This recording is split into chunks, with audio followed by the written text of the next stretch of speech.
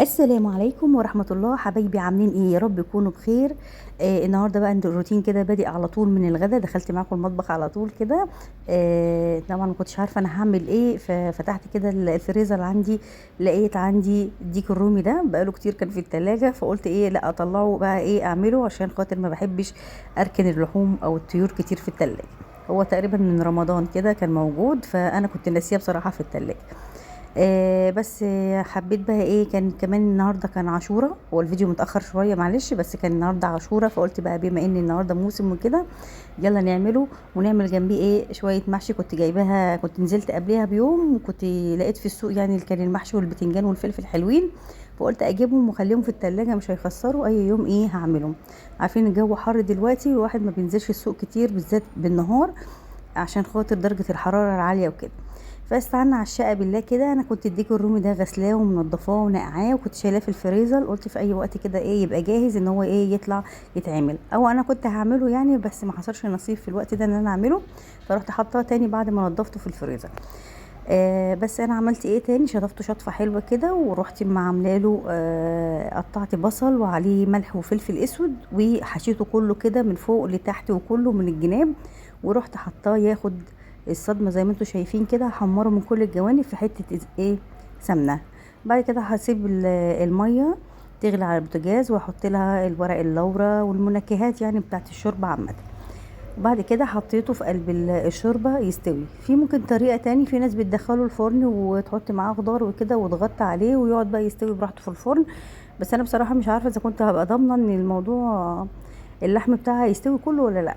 وعايزه اقول لكم ان اول مره كنت اعمل ديك رومي بصراحه في البيت، ممكن اكون بعملهم يعني حد يسويهولي بره ويجيبه، بس اول مره اعمله في البيت الديك الرومي ده، فهو ما كانش كبير قوي، فقلت ايه اجرب فيه كده ونعمله في البيت.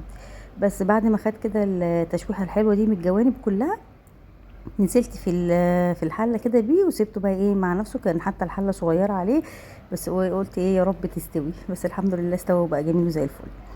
بعد كده بقى هنخش توضيب المحشي. هنا جبت خضره، انا ما جبتش خضره كتير عشان كان عندي شويه خضره مفرزاها، فبرضو قلت هنستخدمها، بس اجيب شويه فريش كده ايه ده يصبح ده. غسلت الخضره كده وقطعتها وسبتها وغسلتها كويس قوي، وبسيبها منقوعه شويه عشان خاطر لو في اي تراب فيها او اي حاجه تنزل كلها وتبقى نظيفه. يعني انتوا عارفين الخضره بتبقى لما طينه كتير قوي من الارض، هسيبها كده منقوعه شويه في قلب الميه كده لغايه ما تنزل كل اللي فيها. هنا بقى ايه، كان عندي طماطم انا كنت جايباها، فقلت هسيبها في التلاجة بتكش كده وبتبوظ، فقلت لا هاخدها اضربها واروح شايلاها في الفريزر يعني جاهزه. انا كنت مسبكه الطماطم دي ورحت شايلاها، قلت في اي وقت كده احتاجت اعمل مكرونه اعمل محشي اعمل اي حاجه تبقى موجوده ايه جاهزه، يا دوب هاخد الطماطم هتفك واحط عليها التوابل وخلاص. فانا طلعت الكيسين دول، بصراحه بيسهلوا حاجات كتيره قوي، التفريزات دي بتسهل جدا قوي على الواحد وقفت في المطبخ وكده. بتتعبي شويه في وانت بتعمليها، بس والله بتريح معاكي جدا حتى لو انت مستعجله او حاجه. بس طلعتهم كده يفكوا، وفي وسط الوقت كده قلت هعمل شويه قهوه كده عشان ما كنتش شربت القهوه بتاعتي وانا واقفه في المطبخ، عملتها. طبعا يوم المحشي ده بيبقى يوم طويل، انا ما بيضايقنيش في المحشي غير تنظيف المحشي يعني التقوير وكده، لكن غير كده الموضوع سهل قوي، ابسط ما يكون، خصوصا كمان لو الطماطم عندك متسبكه فالموضوع كله بيبقى سهل. بس طبعا انا ما لقيتش الست اللي بجيبه منها جاهز على طول متقور، فما لقيتهاش، فقلت انا اجيب بقى ايه واعمل مع نفسي. بس عايزه اقول لكم الاخر اكتشفت اختراع يعني بصراحه بيسهل قوي تقوير المحشي.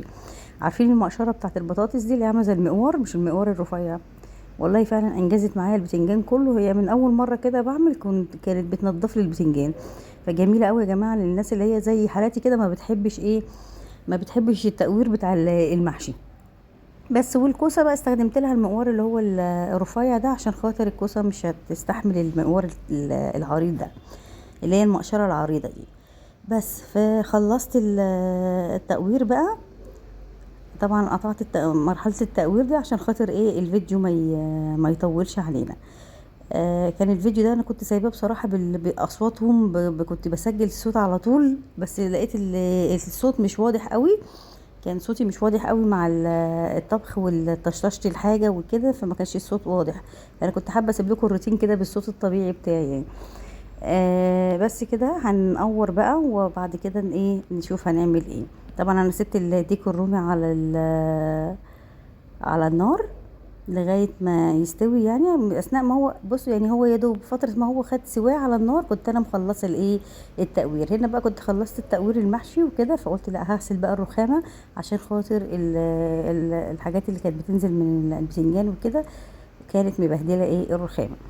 بس نضفتها كده لازم اول باول كده ايه، انا بحب انضف كل حاجه حواليا، ما بحبش اسيب ايه حاجه كده. بصوا بقى هنا ايه الخضره بعد ما نقعناها لازم تتنقع يا جماعه، ما تنفعش تتشطف كده بجد، لان انا كنت شاطفاها وغسلها كويس، لكن برضو لما سبتها منقوعه نزلت برضو طينه وحاجات وواصب زي ما انتم شايفينها كده. كنت حطيت بقى الصلصه على النار تفك وتتسبك تاني شويه. وهنا الديك الرومي طبعا الحله كانت صغيره عليه، فحاولت بقدر الامكان ان انا كل مره كل شويه كده ايه اقلبه على كل جنب شويه عشان خاطر يستوي كله. خلاص هنا البتنجان والفلفل هو بوريكم المقشره دي، هي دي اللي انجزت معايا، ده شكلها.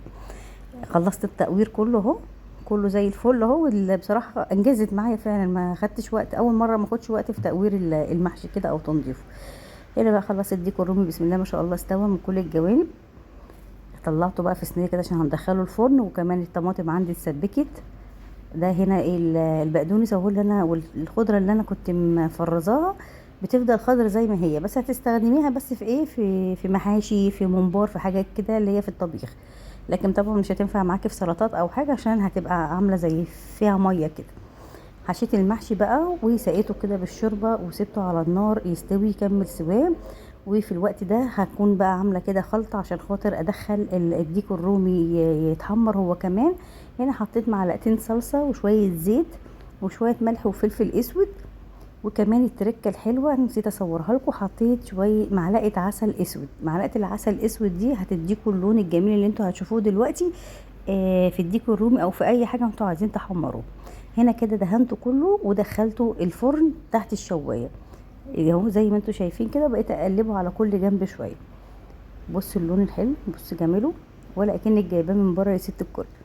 لو وصلتوا لغايه هنا ما تنسوش تحطوا لي اللايك والشير، ولو عجبتكم القناه ما تنسوش تشتركوا معايا في القناه، طبعا يشرفني فضلا وليس امرا. اهو كده خلاص الديكور رومي اتعمل واستوى زي الفل، كله زي الفل وتمام. وادي كمان المحشي بتاعنا استوى اهو وغرفته. وهنا بيبقى فيه شويه رز باقيين من المحشي، بيبقى بصراحه دول طعمهم اطعم من المحشي نفسه. سويتهم، وادي الغدا بتاعنا النهارده، والفيديو بتاعنا لغايه هنا خلاص. اشوفكم الفيديو